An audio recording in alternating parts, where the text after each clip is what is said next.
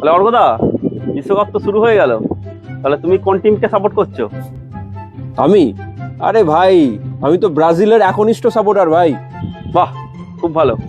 আচ্ছা, যদি Brazil cup জিতে যায় তাহলে তুমি কি করবে? আরে ভাই, তাহলে আর কি করবো মানে, আনন্দে পুরো পাড়াকে সবাইকে মিষ্টি খাওয়াবো ভাই। বাহ, মিষ্টি খাওয়াবে, বেশ ভালো কথা। আর যদি ব্রাজিল হেরে যায় তাহলে কি করবে?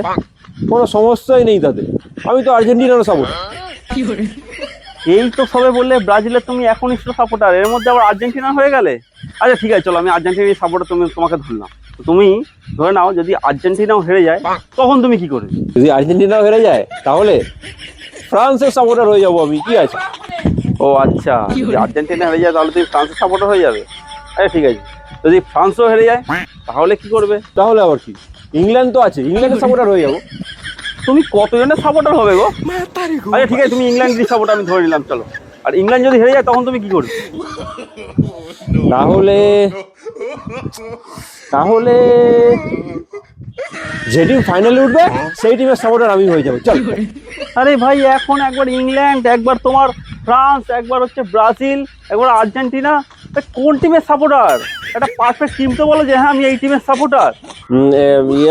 মানে আমি আসলে ফুটবলের সাপোর্টার, বুঝলি, আসছি।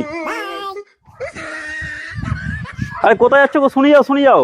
আরে তুমি কোনো ফুটবলের সাপোর্টার না, তুমি হলে যে টিম ফাইনালে জিতবে তুমি তার সাপোর্টার। কি বললি? আরে ভাই, হারা টিমকে সাপোর্ট করে কি লাভ? আমি আগে থাকতে না ভবিষ্যৎ বুঝতে পারি, তাই জন্য আমি হারা টিমকে সাপোর্ট করি না, যে ফাইনাল জেতে তাকে সাপোর্ট করি। আসছি। হ্যাঁ, কি ভবিষ্যৎ? আরে তুমি কোনো ভবিষ্যৎ বোঝো না, তুমি হলে সুযোগ বুঝে না জার্সিটাকে বদলাও। তুমি হলে সুযোগ বুঝে না জার্সিটাকে বদলাও। কি বললি?